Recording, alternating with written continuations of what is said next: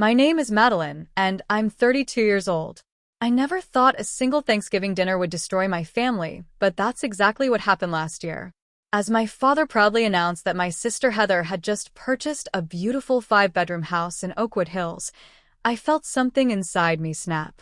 That's interesting, considering I lent her the entire down payment that she swore she'd pay back 6 months ago. The silence that followed was deafening. Little did I know that one sentence would unravel decades of family secrets and favoritism. If you're watching this, I'd love to know where you're from. The family drama I'm about to share changed my entire life, and I wonder if things would have played out differently where you live. Drop a comment letting me know your location, and if you've ever had to confront a family member who betrayed your trust. This Thanksgiving nightmare turned into a year-long battle for justice that I'm still processing. If my story resonates with you, please subscribe to hear more about navigating toxic family dynamics and standing up for yourself. Trust me, you'll want to hear how this all ends. Growing up with Heather was like living in the shadow of a supernova. At 35, she was only 3 years older than me, but the gap in how our parents treated us felt like light years. From the moment she was born, Heather became the center of my parents' universe. She was their miracle baby after years of trying, while I was the unexpected surprise that came later. Our childhood photo albums tell the story better than I could. There are 5 thick volumes documenting every milestone in Heather's life: her first steps, first words, dance recitals, soccer games, and school plays. My album is significantly thinner, with most photos being obligatory school portraits or Christmas pictures where I'm awkwardly positioned at the edge of the frame. "We're just so tired from Heather's tournament" became my parents' standard excuse for missing my academic competitions or piano recitals. I eventually stopped telling them about my events, saving us all from the disappointment of empty seats in the audience. Meanwhile, Frank and Diana, my parents, never missed a single one of Heather's performances. Dad would take off work early and drive 3 hours if necessary to see her compete in regional cheerleading championships. Our different paths continued into young adulthood. I worked tirelessly through high school, maintaining a 4.0 GPA while juggling part-time jobs at the local library and waitressing on weekends. The partial scholarship I earned to State University still required me to work throughout college to cover the remainder of my tuition and living expenses. I graduated with minimal debt, a feat I remain proud of to this day. Heather's college experience looked vastly different. She attended an expensive private university where she changed her major 5 times before dropping out after 3 years. Then came the second college, another private institution with even higher tuition, where she lasted just 2 semesters. The third college attempt ended similarly, with my parents footing the bill each time without question. "College isn't for everyone, honey," my mother would say, comforting Heather after each academic failure. "You're just too creative for those structured environments." These same parents had lectured me about the importance of academic discipline and financial responsibility when I once considered taking a semester off to accept an internship opportunity. Despite the uneven playing field, I managed to build a successful career as a financial analyst. After 6 years of hard work at Meridian Partners, I had recently been promoted to senior analyst with a comfortable 6-figure salary. I lived within my means in a modest 2-bedroom condo that I purchased 3 years ago after saving diligently for the down payment. Heather, meanwhile, had a resume filled with half-finished projects and business ventures that inevitably failed. There was the boutique clothing store that closed after 8 months, the event planning company that never secured more than 2 clients, and the wellness coaching certification that cost thousands, but never resulted in actual clients. Each endeavor was enthusiastically funded by my parents, who would raid their retirement savings to give Heather just one more chance to find her passion. "Your sister is a free spirit," Dad would explain when I expressed concern about their financial sacrifices. "Not everyone can be as naturally disciplined as you, Madeline." Despite this history, I never stopped trying to be a supportive sister. When Heather's marriage to Ryan 3 years ago seemed to finally stabilize her life, I was genuinely happy for her. Ryan worked in pharmaceutical sales and appeared to be a positive influence. For the first time, Heather was talking about building a secure future instead of chasing the next exciting opportunity. 6 months before that fateful Thanksgiving, Heather called me in tears. She and Ryan had found their forever home, a house they'd fallen in love with but couldn't quite afford. The sellers were accepting another offer unless they could secure financing immediately. "We're so close, Maddie," she sobbed. "We just need help with the down payment. The bank says we qualify for the mortgage, but we don't have enough saved for the 20% down. If we don't put down at least 15%, the interest rate will be so much higher." Despite my boyfriend James's skepticism, I agreed to meet with Heather and Ryan the next day. James and I had been together for 2 years, and he had witnessed enough of the family dynamic to be wary. "Just make sure you get everything in writing," he cautioned. "Family loans have destroyed more relationships than I can count." Taking his advice, I insisted on a formal loan agreement. We met at my attorney friend Patricia's office, where we drafted and signed a contract for $75,000, the amount Heather claimed they needed to reach the 15% down payment threshold. The terms were clear. Repayment would begin in 3 months, with the full amount to be repaid within 6 months. Heather assured me they would be receiving year-end bonuses that would cover most of the repayment. "You're literally saving our future," Heather said, hugging me tightly. "I promise I'll pay back every penny." For the first month after the loan, Heather called regularly with updates on the house purchase and renovation plans. By the second month, the calls became less frequent. By month 4, she was consistently too busy to meet for our usual monthly sister lunch. When I texted to remind her about the upcoming first payment, her responses were vague. "Working on it," or "just waiting for some funds to clear." As the 6-month mark approached with no sign of repayment, my calls started going straight to voicemail. My texts about the money went unanswered, though Heather would still respond to casual messages about other topics. Meanwhile, her social media was filled with photos of new furniture, landscaping projects, and a spontaneous weekend getaway to a beachfront resort. The Thanksgiving invitation came from my mother, who mentioned how excited they were to see Heather and Ryan's photos of the new house. "They've done such amazing work with the place," Mom gushed. "Your sister really has an eye for design." I accepted the invitation with mixed emotions. On one hand, this would be the first time seeing Heather in person since the loan, giving me an opportunity to directly address the overdue repayment. On the other hand, I dreaded the potential confrontation at a family holiday. The night before Thanksgiving, James held me as I vented my frustrations. "I just don't understand how she can ignore such a significant financial obligation," I said. "It's not like I'm asking for a favor. It's her debt to repay." "Maybe she's planning to tell you tomorrow," James suggested, though his tone lacked conviction. "Either way, you need to address it directly. Don't let them gaslight you about this." Little did I know how prophetic his words would prove to be, or how completely one holiday dinner would transform my understanding of my family. Thanksgiving Day arrived with picture-perfect holiday weather, crisp autumn air, golden sunlight, and trees displaying their final colorful leaves before winter. James and I pulled up to my parents' brick colonial in Riverside, the same house where I'd grown up, at precisely 3 p.m. Heather's gleaming new SUV was already parked in the driveway, along with my parents' vehicles. "Ready for this?" James squeezed my hand reassuringly. "As I'll ever be," I replied, grabbing the homemade cranberry sauce and pumpkin pie from the back seat. The familiar scent of roasting turkey and my mother's signature sage stuffing greeted us as we entered. The house looked immaculate as always, with Diana's meticulous seasonal decorations adorning every surface.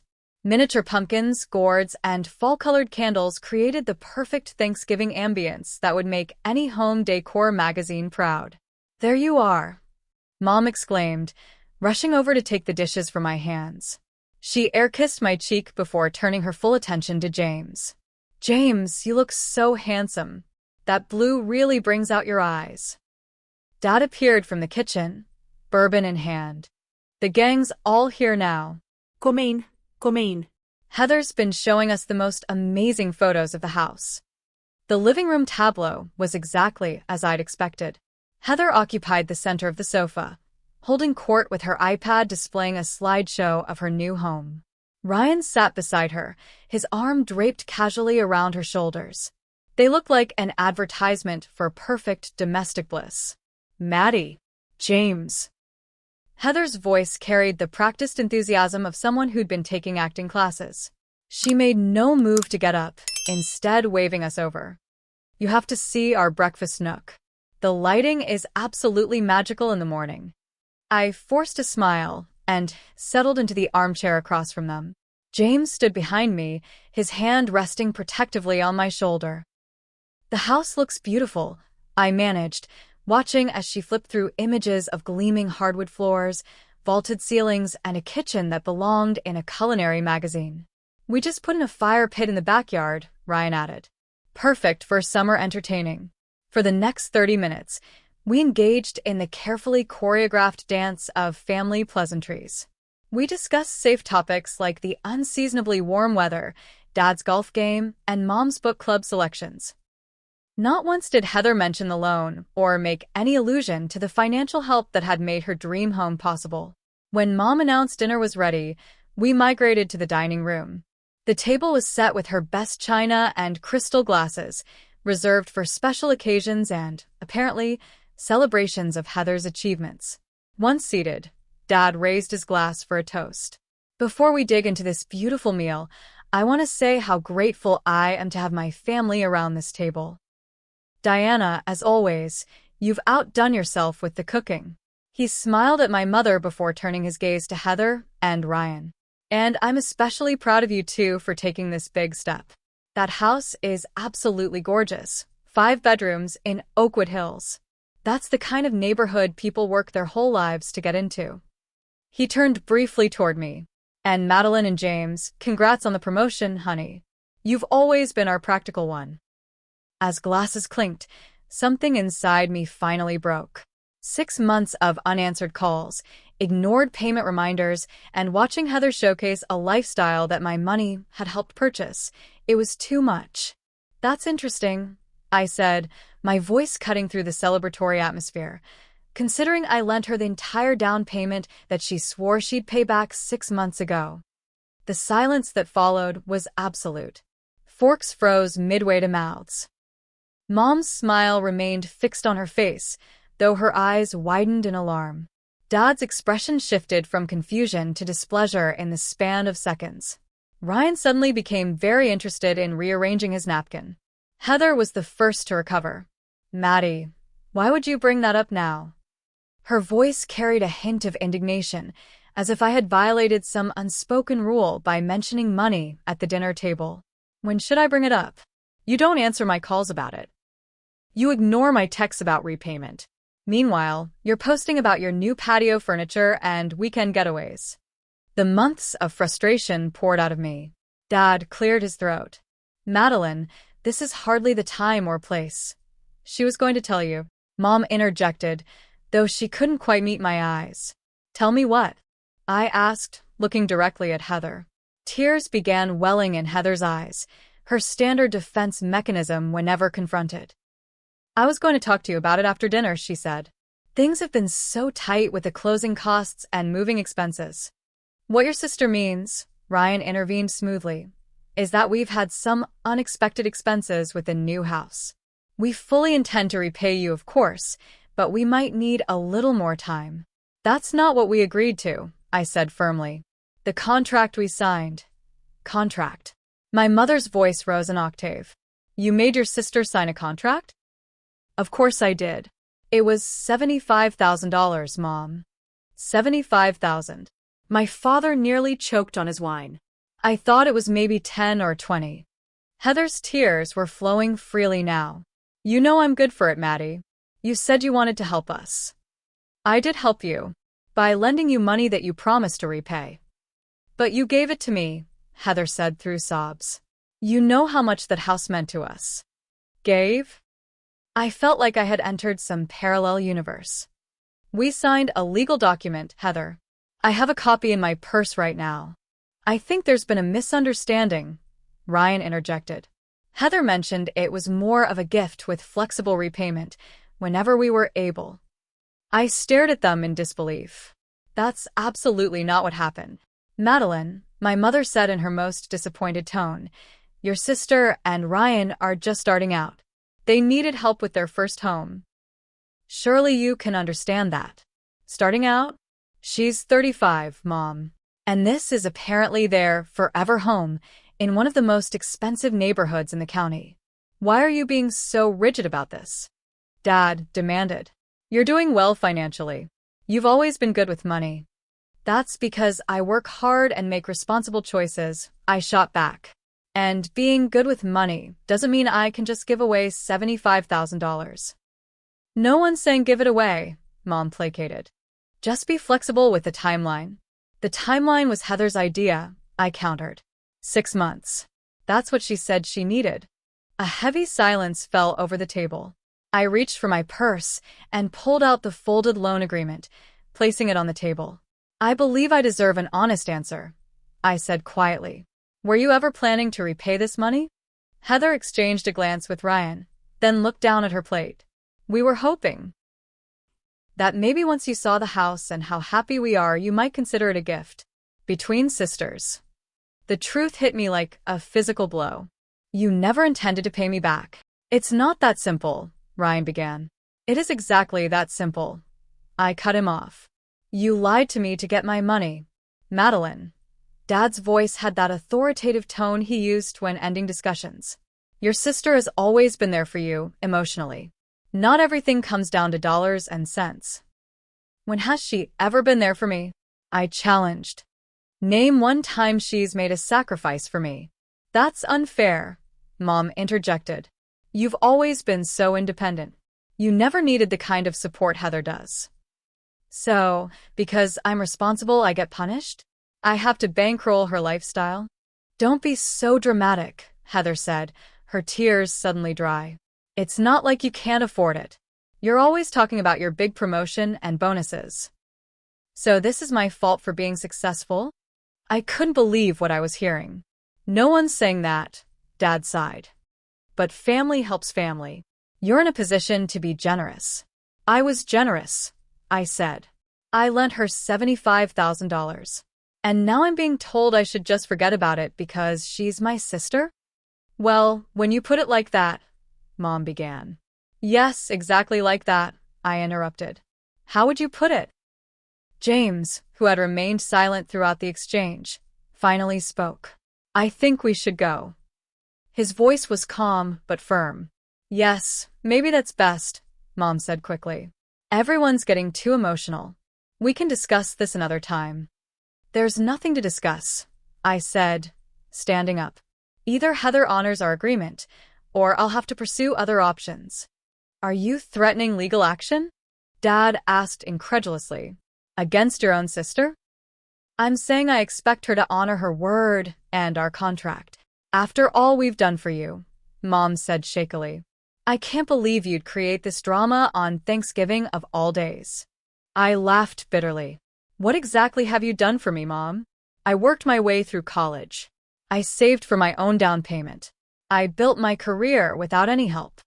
We gave you life, she retorted. We raised you. And clearly had a favorite while doing it. Heather gasped. That's not true. Mom and Dad love us equally. Equal love, unequal support, I replied, gathering my purse and coat. As James and I moved toward the door, Heather called out, If you walk out now, you're choosing money over family. I turned back one last time. No, I'm choosing honesty and respect over manipulation. The fact that you can't see the difference is exactly the problem. The drive home was mostly silent. James kept one hand on the wheel and the other holding mine. Finally he spoke. I wish I could say I'm surprised. You saw this coming, didn't you? I asked. He nodded. Not the specifics, but the general outcome. They've always expected different standards from you than from Heather. Tears began streaming down my face. $75,000, James. My entire emergency fund and a significant portion of my investment portfolio. How could she do this? Because she's always gotten away with it, he said simply. On a smaller scale, perhaps, but the pattern was established long ago. My phone buzzed with incoming messages. Mom was asking me to come back and fix things before they get worse. Dad was expressing his disappointment in my materialistic values. Heather hadn't messaged at all. What do I do now? I whispered. James squeezed my hand. You decide what your boundaries are worth to you. I nodded, wiping away tears. I think I just found out. The week after Thanksgiving passed in a blur of ignored calls from my parents and tense conversations with James about our next steps. By the following Monday, I had reached a decision. I would not let this go. The money represented years of hard work and careful saving. More importantly, the principle of the matter, that my sister had deliberately deceived me, could not be overlooked. I'm going to pursue this legally, I told James over dinner in our apartment. I know it sounds extreme, but I need to talk to Patricia about my options. Patricia Green had been my friend since college and now worked as a contract attorney for several financial firms. She agreed to meet me for coffee the next day. Technically, this is pretty straightforward, Patricia said after reviewing the loan agreement. This is a well-drafted document with clear terms that haven't been met. The fact that you're sisters doesn't change the legal obligation. So, what's my next step? I asked. Before we go nuclear with a lawsuit, let's try a formal demand letter. I'll draft something official on my firm's letterhead. Sometimes that's enough to show you're serious. I nodded, feeling a strange mix of relief and sadness. I never thought I'd be in this position with my own sister. Patricia's expression softened. Family financial disputes are unfortunately common, but there's something else you should consider. When you mentioned the house is in Oakwood Hills, something didn't add up. Those properties start at around $700,000. If they needed $75,000 for a 15% down payment, that would put the house at $500,000, well below the neighborhood average. Her observation triggered something in my analytical brain. You're right. That doesn't make sense. It might be worth looking into exactly what they purchased and for how much. Property records are public. That evening, I sat at my computer and began what would become weeks of investigation. The first shock came immediately. Heather and Ryan's new house had sold for $850,000, not the $500,000 they had implied when asking for the loan. A 15% down payment would have required $127,500, far more than the $75,000 they had borrowed from me. They lied about the purchase price, I told James, showing him the property records. But why? Why not just ask for more if they needed it? Maybe they didn't need it at all, James suggested. Maybe the loan was never about meeting a shortfall. This unsettling possibility led me deeper into research mode. I created a spreadsheet tracking Heather and Ryan's visible expenses against their likely income based on their jobs. The math simply didn't add up. Even with Ryan's pharmaceutical sales position, they couldn't afford their current lifestyle: the house, the new SUV, the frequent getaways, the expensive furniture. They either have another source of income they're not disclosing, or they're in serious debt, I concluded after showing James my analysis. Or someone else is subsidizing them, James added quietly. The implication hung in the air. My parents had always supported Heather financially, but they were retired now, living on Dad's pension and their investments. They couldn't possibly be funding Heather's lavish lifestyle, could they? My cousin Rachel called me the following weekend, having heard about the Thanksgiving blow-up from her mother, my Aunt Carol. I wanted to check on you, Rachel said. That sounds like an awful situation. It's been pretty terrible, I admitted. I'm still trying to figure out what's really going on. After a pause, Rachel said, I'm not sure if this is relevant, but Heather approached me for a loan last year. $20,000 for what she called a business opportunity. I couldn't afford it, so I declined. Did she ever mention that to you again? I asked. No, and that's the strange part. She acted like it never happened. No hard feelings, nothing. I always wondered where she ended up getting the money. This revelation sent me down a new investigative path. I began reaching out to other family members and close friends, asking careful questions about whether Heather had ever approached them for financial help. The results were shocking. My uncle Stephen had lent her $15,000 for emergency medical expenses. that were never specified. My father's cousin Barbara had invested $30,000 in one of Heather's failed business ventures. Even my childhood friend Allison, who had remained close with both of us, confessed that Heather had borrowed $5,000 for temporary cash flow issues 2 years ago and never repaid it. None of them had mentioned these loans to each other, and all expressed surprise when I revealed the pattern. Heather had effectively isolated each person, making them feel their financial contribution was unique and specially requested. But the most devastating discovery came from an unexpected source.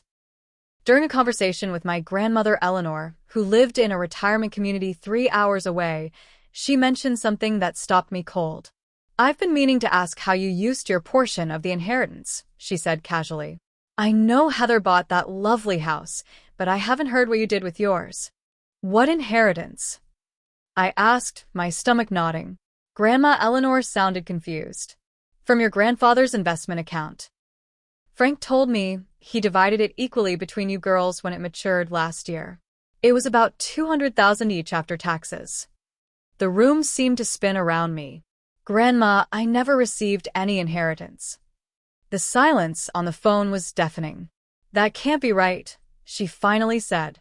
"Frank assured me both of you girls received your shares. He said you wanted to keep it private for tax reasons." "I never received a penny," I said, my voice hardly above a whisper. "And no one ever mentioned any inheritance to me." After hanging up with my increasingly distressed grandmother, I called James in tears. "They stole from me," I sobbed. "My own parents gave my inheritance to Heather." The betrayal cut deeper than I could have imagined. This wasn't just about Heather failing to repay a loan. This was about a systematic pattern of deception involving my entire immediate family. The next day, I met with Patricia again, bringing my substantial file of evidence. Her expression grew increasingly grim as she reviewed everything. "Madeline, this goes beyond a simple breach of contract," she said. "There's potential fraud here, possibly even elder abuse regarding your grandmother's assets if they were misappropriated without her knowledge. And the inheritance issue, that's a whole other legal matter." "What should I do?" I asked, feeling overwhelmed. "First, we need to secure your legal position regarding the loan. We'll file suit immediately for the breach of contract. Then, we need to consider whether to include the inheritance issue or handle that separately." "I never wanted this to become so complicated," I said. "Unfortunately, your family made it complicated long before you discovered what was happening," Patricia replied. "From what you've shown me, this pattern of financial manipulation has been going on for years." That evening, I had my first session with Dr. Larson, a therapist James had encouraged me to see. "What I'm struggling with most," I told her, "is that they must have been laughing at me behind my back this whole time, using me as their personal ATM while giving Heather everything." "What makes you say they were laughing at you?" Dr. Larson asked. "Because they knew about the inheritance. They knew they had diverted my share to Heather. And then they sat there at Thanksgiving, acting shocked about the loan, telling me I should be generous because I'm doing well financially, knowing full well they had kept $200,000 from me." "That must feel like an extraordinary betrayal," she observed. "It's like finding out my entire family history was a fiction," I said, tears flowing freely. "Every time they praised me for being the responsible one, they were really just justifying why they could take advantage of me." Over the next several weeks, therapy sessions became my lifeline as I processed not just the financial betrayal, but the emotional one. Dr. Larson helped me see how I had internalized a family dynamic that cast me as the perpetual giver and Heather as the perpetual taker. "The hardest part to accept," I told her during our 4th session, "is that they didn't need my money. Between the inheritance and whatever other support my parents have been providing, they could have afforded that down payment without my help. They chose to take it from me anyway." "Why do you think that is?" Dr. Larson asked. I considered the question carefully. "Because taking from me has become the family norm. It's expected. I'm not seen as someone with needs of my own. I'm seen as a resource to be tapped whenever Heather requires something." As painful as these realizations were, they also brought clarity. For the first time in my life, I could see the dysfunctional patterns that had shaped our family for decades. And with that clarity came a determination to break those patterns once and for all. By January, I had moved beyond the initial shock and heartbreak into a phase of methodical action. With Patricia's guidance, I developed a comprehensive strategy to address both the loan default and the larger pattern of financial exploitation. We need to approach this systematically, Patricia advised during one of our strategy sessions. The loan is straightforward legal territory. The inheritance is more complex since it involves understanding exactly how your grandfather's assets were structured and who had legal authority over their distribution. I nodded, taking careful notes. And what about the pattern of loans to other family members? Does that factor in? It establishes a history of behavior that could be relevant, especially if we need to demonstrate that this wasn't a one-time misunderstanding but part of a calculated pattern. With this framework in mind, we developed a three-pronged approach. First, we would pursue the loan repayment through formal legal channels. Second, we would investigate the inheritance situation to determine what legal claims I might have. Third, we would document the broader pattern of financial manipulation to support both cases and protect other family members from similar exploitation. I struggled with whether to go public with this family matter by filing a lawsuit. After much reflection, I decided that privacy had only enabled the abuse to continue. The discomfort of public exposure was a necessary consequence my family would have to face.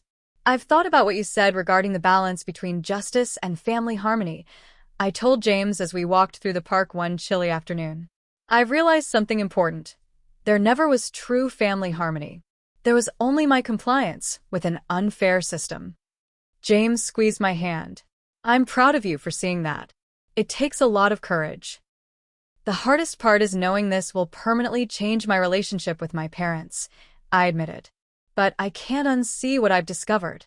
Sometimes relationships need to change, he said gently, especially when they're built on unhealthy foundations. The following week, Patricia filed the lawsuit for breach of contract, seeking the full $75,000 plus interest and legal fees. As expected, the news spread quickly through the family grapevine. My phone exploded with messages. My mother left tearful voicemails begging me to stop this madness before it tears the family apart. My father's messages were shorter and colder, expressing his profound disappointment in my choices. Various aunts, uncles, and cousins weighed in, most suggesting I was overreacting or being unnecessarily litigious. Interestingly, the one person who didn't contact me directly was Heather. As difficult as this backlash was, it also created an opportunity. With the loan issue now public knowledge, I could have more open conversations with extended family members about the broader pattern of financial manipulation. I scheduled a lunch with my grandmother Eleanor, who had been deeply disturbed by our previous conversation about the inheritance.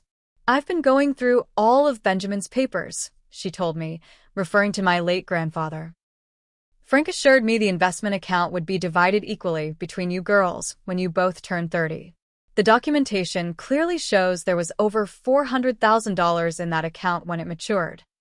And you never heard anything from me acknowledging receipt of my share? I asked gently, her eyes filled with tears. No, dear. Frank handled everything. He said you preferred to keep financial matters private, which seemed odd given your profession, but I didn't question it. I'm so sorry you've been brought into this, I said, taking her hand. Don't apologize to me, she said firmly.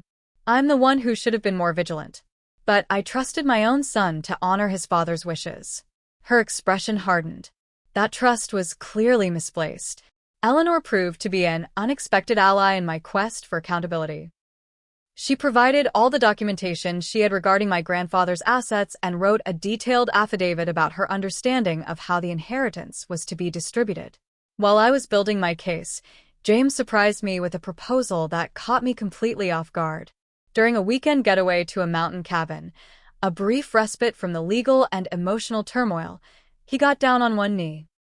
I know this might seem like strange timing, he said, holding out a simple but elegant diamond ring.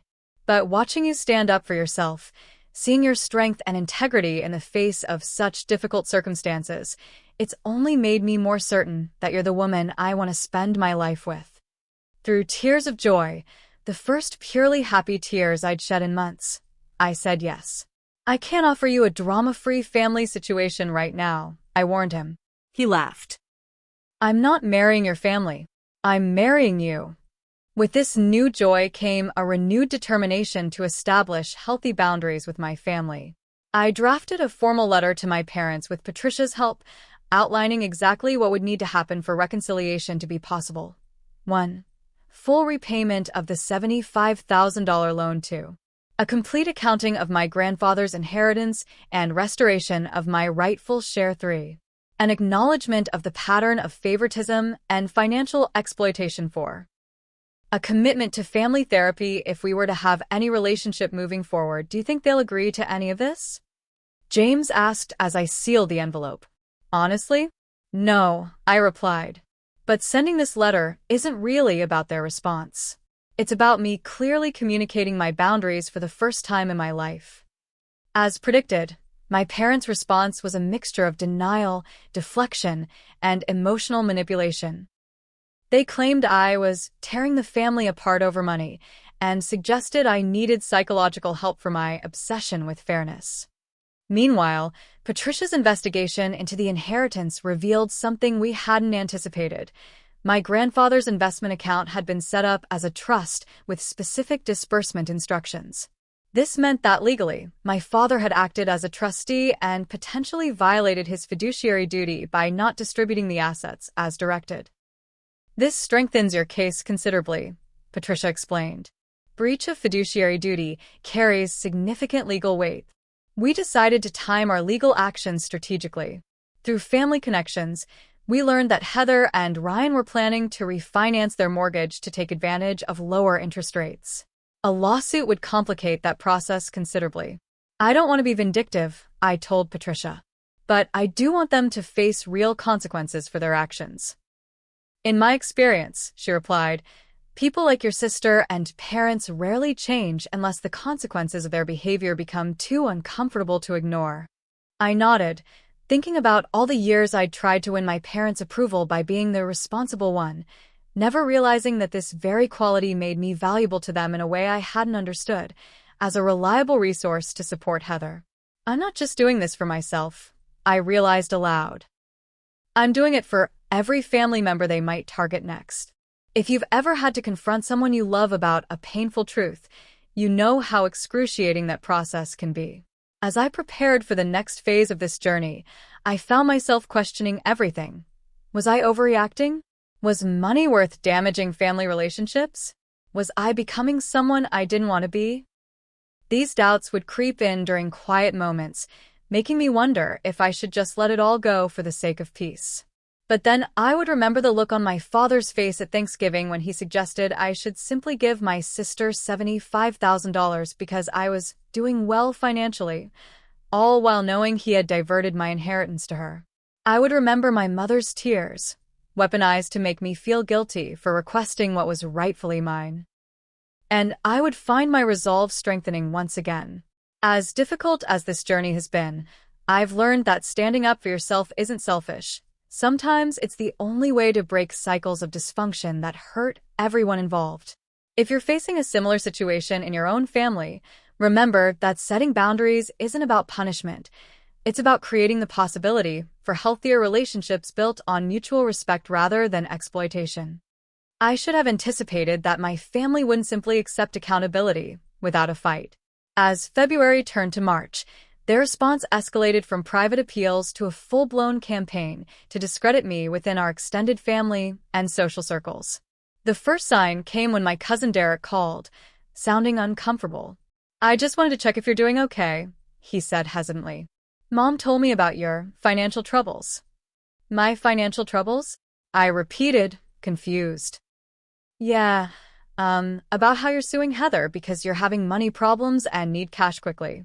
She said everyone's really worried about you." I was stunned into momentary silence. "Derek, that's absolutely not true. I'm suing Heather because she borrowed $75,000 and refuses to repay it as agreed." Oh, He sounded uncertain. That's not what Aunt Diana said. Similar conversations followed with other relatives. My mother had apparently embarked on a systematic effort to reframe the narrative, painting me as financially desperate and emotionally unstable. According to her version, I had offered to help Heather and Ryan but then changed my mind due to unexpected financial difficulties and was now trying to renege on a gift. It's classic Darvo, Dr. Larson explained during our next therapy session. Deny, attack, reverse victim and offender. Your parents are denying the original agreement, attacking your character, and positioning Heather as the victim of your unreasonable demands rather than acknowledging her as the offender who broke a contract. This character assassination was painful, but not nearly as devastating as what came next. One evening in late March, my father called, the first direct contact since I'd sent my letter outlining conditions for reconciliation. "Madeline," he said, his voice grave. "I'm calling about your mother." My heart raced. "Is she okay?" she's not well. The stress of this situation has caused her blood pressure to spike dangerously. Her doctor is concerned about stroke risk. The familiar guilt surged through me. "I'm sorry to hear that," I said carefully. "You need to drop this lawsuit nonsense," he continued. "It's literally making your mother sick. Is money really worth your mother's health?" I closed my eyes, trying to center myself. "Dad, I'm genuinely sorry Mom isn't feeling well. But this situation, as you call it, was created by choices that you, Mom, and Heather made. My requesting repayment of a loan and my rightful inheritance isn't what's causing stress. It's the fact that you all chose to take advantage of me and are now facing consequences. So that's it? You're choosing money over your mother's well-being." His voice had taken on that familiar judgmental tone. "I'm choosing honesty and accountability. Mom's health is important, and I hope she follows her doctor's recommendations. But using her medical condition as emotional leverage isn't going to work anymore." After hanging up, I broke down in tears. James held me as I sobbed. "You did the right thing," he assured me. "They're trying to manipulate you with the same tactics that have worked in the past." "It still hurts," I whispered. "Of course it does. They're your parents. You love them despite everything." A week later, Uncle Stephen reached out, offering to mediate the situation. I agreed to meet him for coffee, curious about his perspective as my father's younger brother. "I want you to know," he said after we'd exchanged pleasantries, "that I believe you're doing the right thing." His support caught me off guard. "You do?" He nodded grimly. "Frank and I grew up with the same dynamic. Our sister Margaret was the golden child who could do no wrong. I was the forgotten middle child, and Frank was the responsible oldest. The pattern repeats itself." "Did Dad ever talk to you about this?" I asked. "No." That's the irony. Frank resented how our parents favored Margaret, yet he's done exactly the same thing with his own daughters. Stephen stirred his coffee thoughtfully. "I tried to mention it once, years ago. He completely denied it." Stephen shared that he'd had his own financial disputes with my father over a business investment gone wrong. "Frank has always had a convenient relationship with financial ethics," he said carefully. "If it benefits his narrative, he'll bend the rules." While Stephen's insights were validating, his attempt at mediation failed. My parents refused to meet unless I dropped the lawsuit as a show of good faith, which I declined to do. The next escalation came in the form of a surprise visit from my mother. I returned home from work one evening to find her sitting in her car outside my condo building. "Mom," I approached cautiously. "What are you doing here?" She emerged from the car, looking simultaneously defiant and fragile. "We need to talk, Madeline. Not through lawyers or letters. Face to face." Against my better judgment, I invited her up. James was working late, so we had the place to ourselves. "This has gone too far," she began once we were seated in my living room. "Your father hasn't slept properly in weeks. The stress is affecting his heart." "Mom, please don't." "No, you need to hear this. He's had 2 episodes of chest pain. The doctor says it's stress-related angina. Is that what you want? For your father to have a heart attack over money?" I took a deep breath. What I want is for my family to respect me enough to honor their agreements and not steal my inheritance. Steal is such an ugly word, she flinched. We were going to tell you about the inheritance eventually. We just needed to help Heather get on her feet first. And when would that be, exactly? She's 35, Mom. She's been getting on her feet her entire adult life. You've always been so hard on your sister, she sighed. Not everyone is as naturally disciplined as you are. This isn't about discipline. It's about basic honesty and respect. We respect you enormously, she insisted. We're so proud of everything you've accomplished, while simultaneously undermining me financially and emotionally, I countered. That's not respect, Mom. That's exploitation. She recoiled, as if I'd slapped her. How can you say such a thing? After everything we've done for you? What have you done for me, exactly? Because from where I'm sitting, you've favored Heather at every turn, diverted my inheritance to her, and are now trying to guilt me into dropping a legitimate legal claim by weaponizing Dad's health. Tears filled her eyes, those familiar tears that had always made me back down in the past. I don't even recognize you anymore. The Madeline I raised would never treat her family this way. The Madeline you raised finally learned to value herself enough to set boundaries, I replied steadily. Maybe you never really knew me at all. After she left, I felt emotionally drained but strangely empowered. For the first time, I had faced my mother's manipulation tactics without caving to guilt. The week before our scheduled court date, Heather finally broke her silence with a tearful phone call. Maddie, please, she begged. We can work this out between us. It doesn't have to involve lawyers and courts. I tried to work it out between us for 6 months, Heather. You ignored me. I was overwhelmed.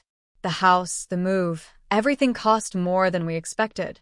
Yet you found money for new furniture and weekend getaways, I observed. She paused, then changed tactics.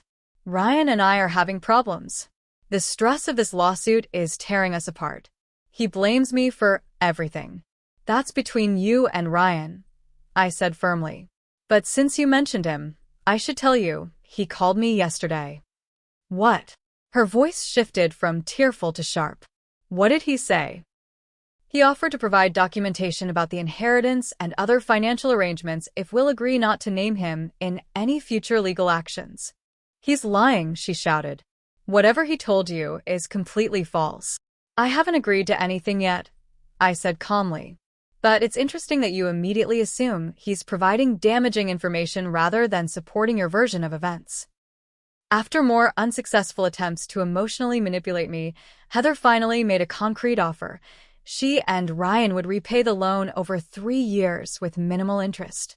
Why should I accept that when our original agreement was 6 months? You're already 7 months overdue. Because we're family, she said simply, as if that explained everything. That's exactly why you should have honored our agreement in the first place, I replied.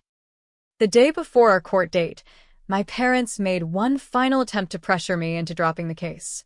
My father called to announce that they would not attend my upcoming wedding if I proceeded with the lawsuit.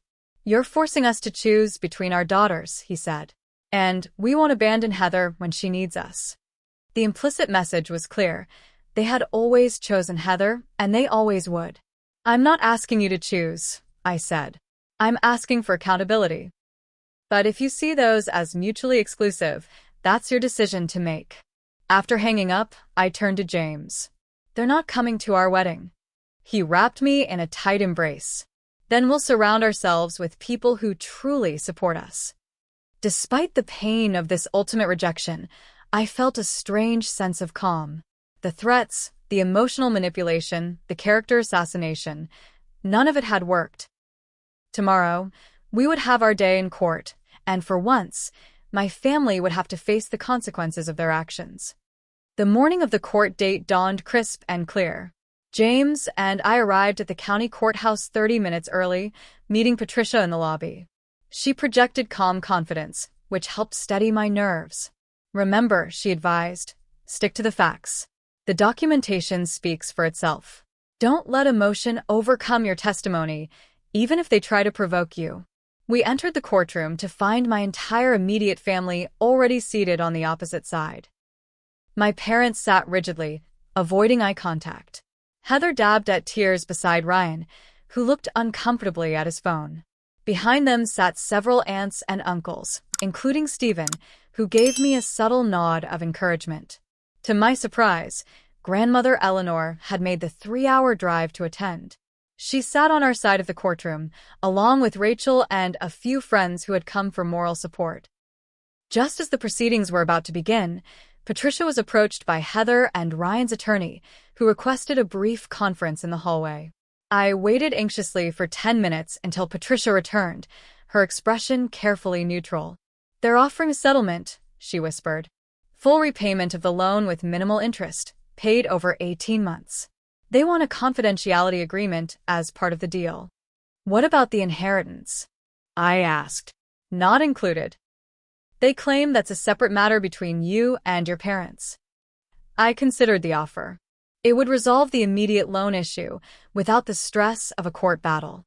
But it would also allow them to maintain the fiction that the inheritance was legitimately redirected. "I want to proceed," I decided. "This isn't just about the loan anymore." Patricia nodded, seemingly pleased with my decision. "I thought you might say that."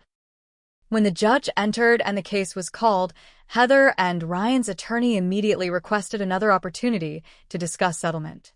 "Your Honor, we believe this family matter could be resolved without the court's intervention if given a brief opportunity to confer." The judge, an older woman with penetrating eyes, looked to Patricia. "Counsel?" "Your Honor, my client has already declined the defendant's settlement offer. We are prepared to proceed." "Very well," the judge nodded. Opening statements. Patricia presented our case with methodical precision, outlining the clear terms of the loan agreement, the documented pattern of avoidance when repayment was due, and the broader context of financial manipulation. This case, Your Honor, while seemingly straightforward in its breach of contract claim, represents a culmination of a years-long pattern of financial exploitation. The defendants not only failed to honor their written agreement, but actively misrepresented their intentions from the beginning.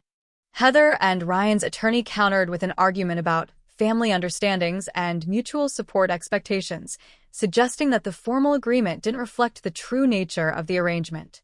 The plaintiff has historically provided financial assistance to her sister without formal repayment expectations. This particular agreement, while documented, was understood within the context of this established familial support system.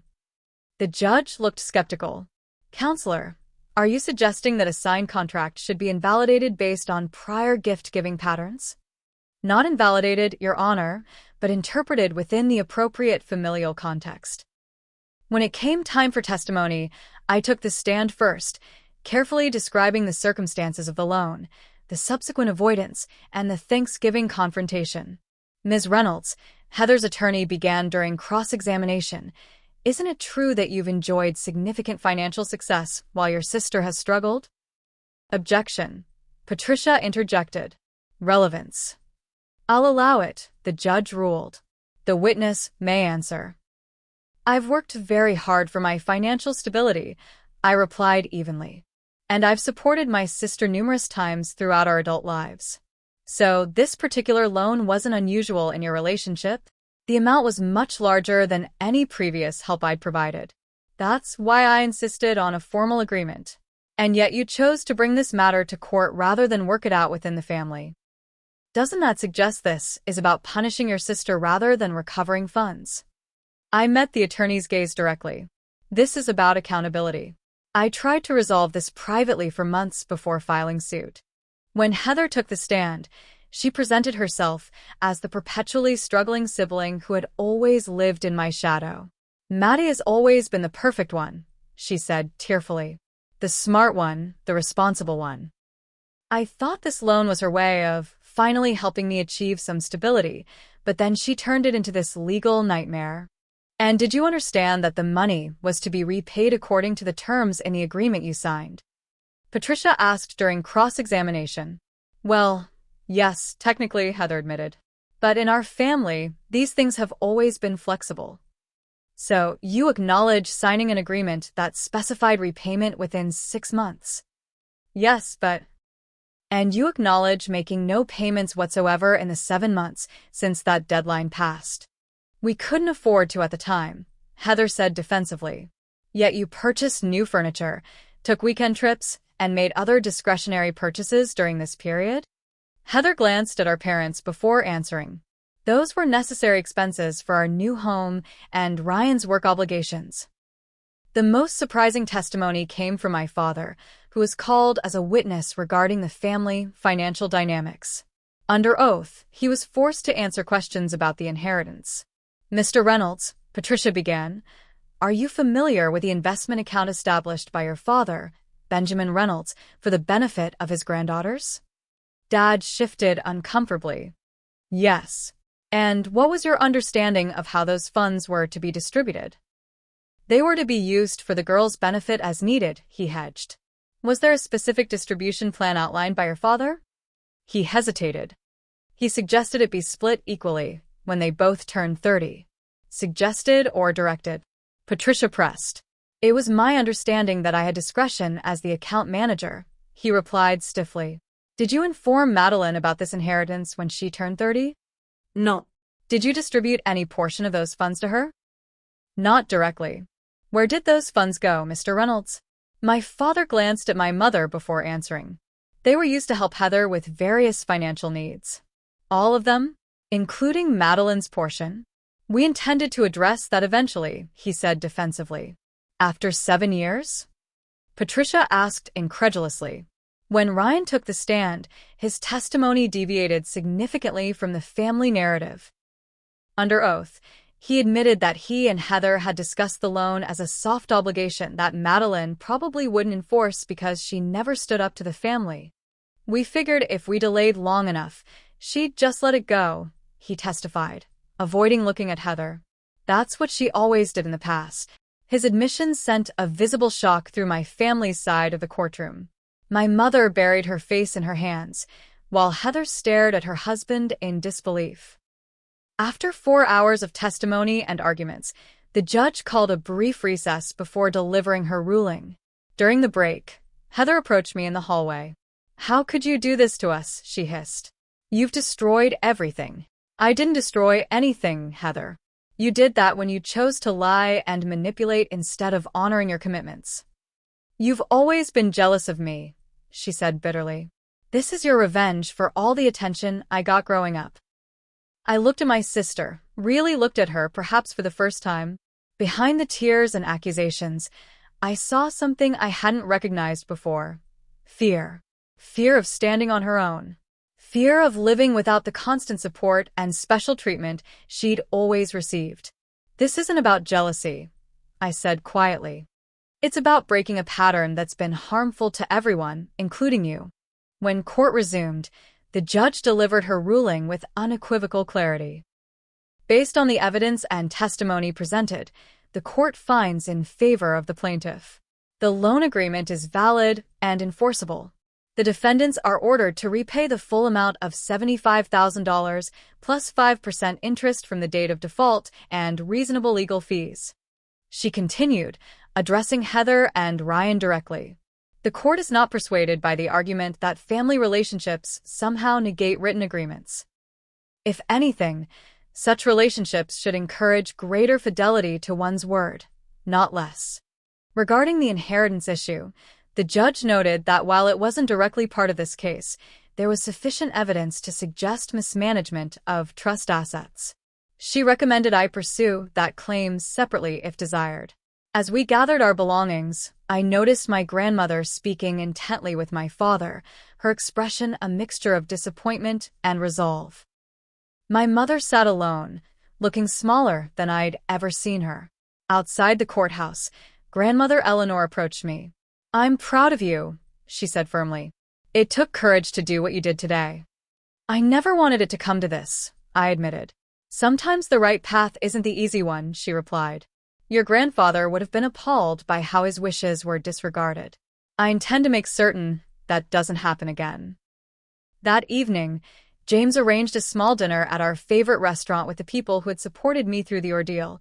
grandmother Eleanor, Rachel, Patricia, and a few close friends. The mood was bittersweet, a victory tempered by the pain of family divisions laid bare.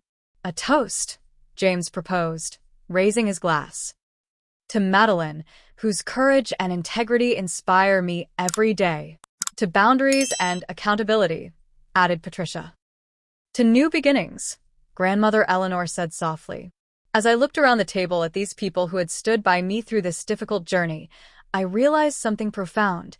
Family isn't defined by blood alone, but by respect, honesty, and mutual support. The family I was building now might look different from what I had envisioned, but it was built on a foundation of authenticity rather than obligation and exploitation. The next morning, a local newspaper ran a small article about the case, focusing on the cautionary tale of mixing family and financial agreements.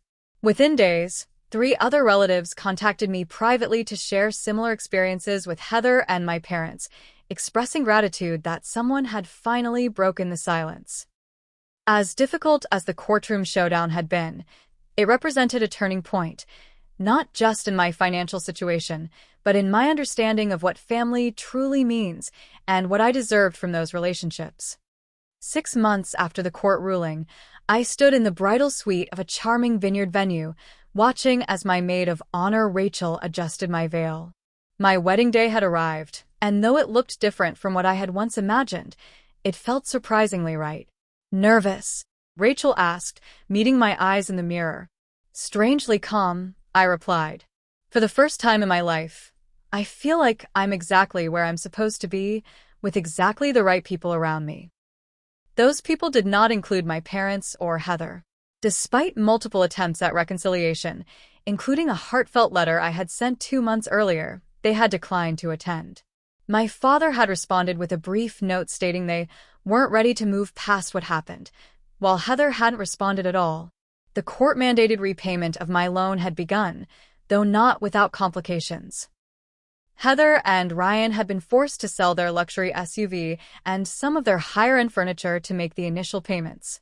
According to family gossip, this had created significant tension in their marriage, culminating in Ryan moving out temporarily. As for the inheritance, that battle had been surprisingly short-lived. Once grandmother Eleanor became involved, examining the trust documents herself and threatening legal action of her own, my father had reluctantly agreed to restore my portion of the inheritance with a structured payment plan over 3 years.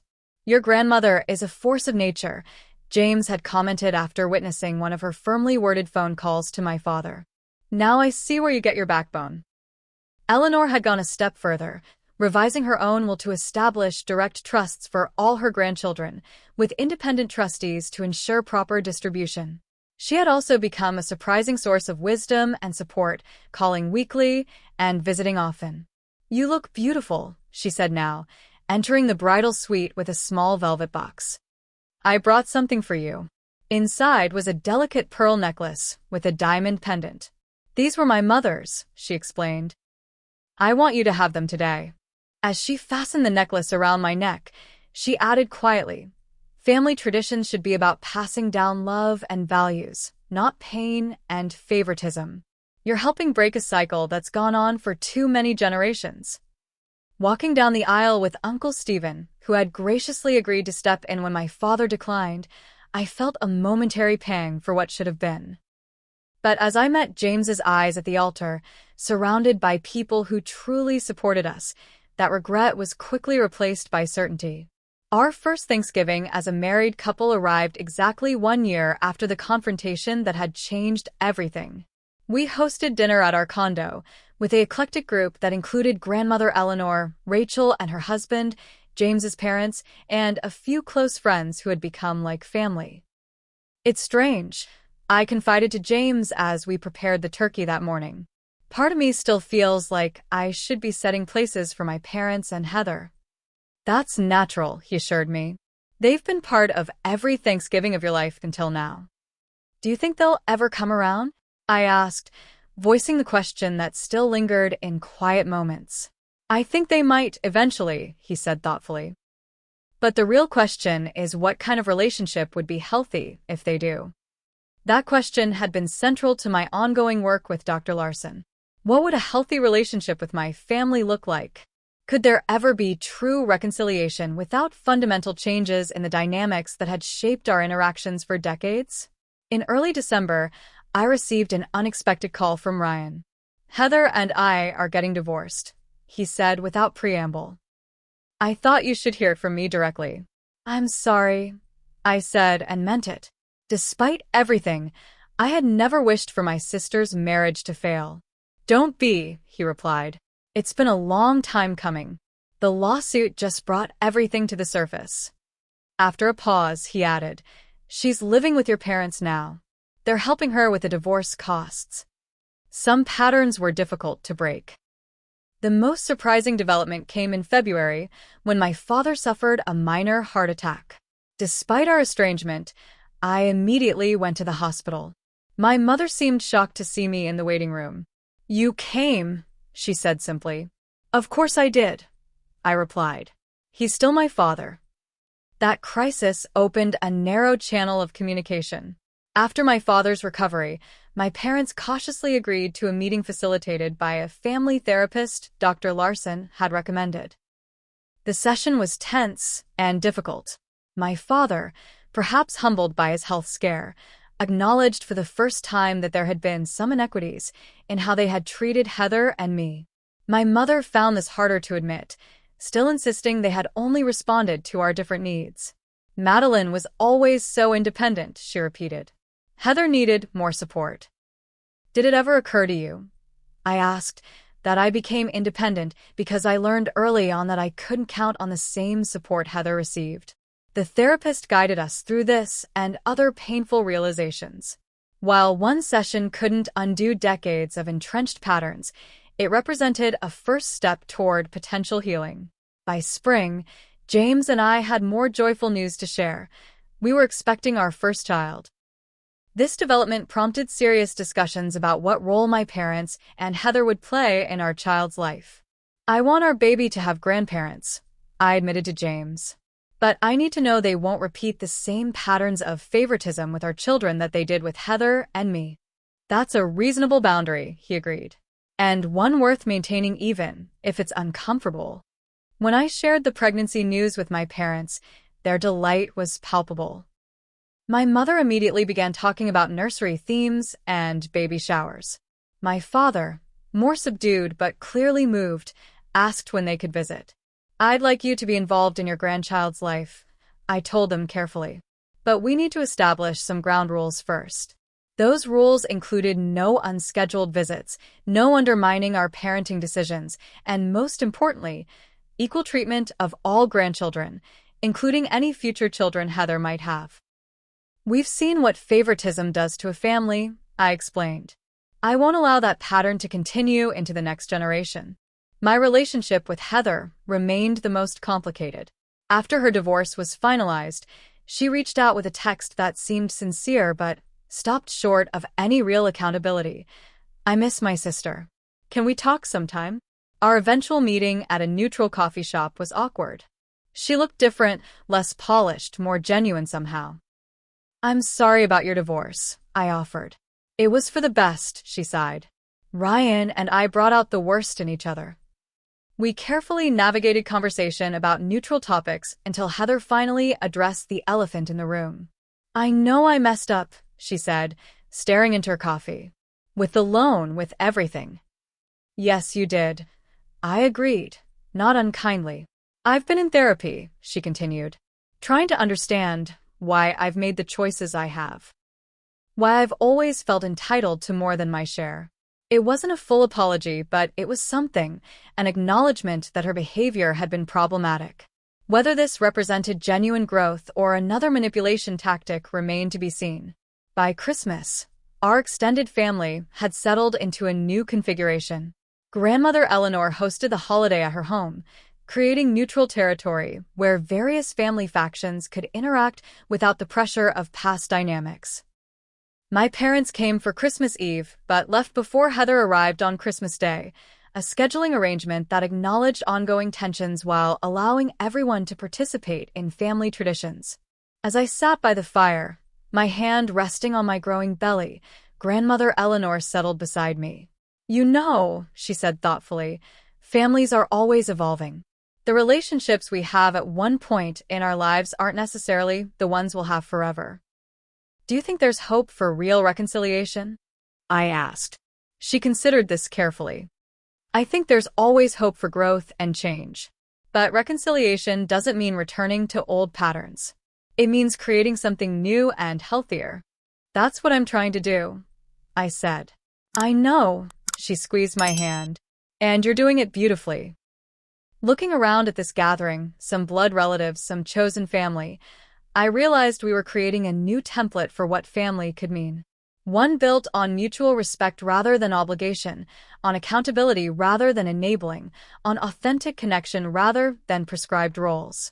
The journey from that Thanksgiving confrontation to this moment had been painful and challenging. I had lost certain illusions about my family but gained clarity and strength I never knew I possessed. I had discovered that sometimes love requires setting firm boundaries, that true family supports your growth rather than exploiting your strengths, and that it's never too late to create healthier patterns. As I reflect on this transformative year, I wonder how many of you have faced similar challenges with family dynamics and financial exploitation. Have you ever had to stand up to family members who took advantage of your generosity? Did you find the courage to set boundaries even when it meant risking relationships? I'd love to hear your stories in the comments below. If this story resonated with you, please consider subscribing to my channel for more authentic discussions about navigating complex family relationships and finding your voice. Your support means everything as I continue sharing these difficult but important experiences. Hit the like button if you believe in holding family members accountable just as you would anyone else, and share this video with someone who might need to hear that it's okay to stand up for themselves, even against those closest to them. Thank you for accompanying me on this journey.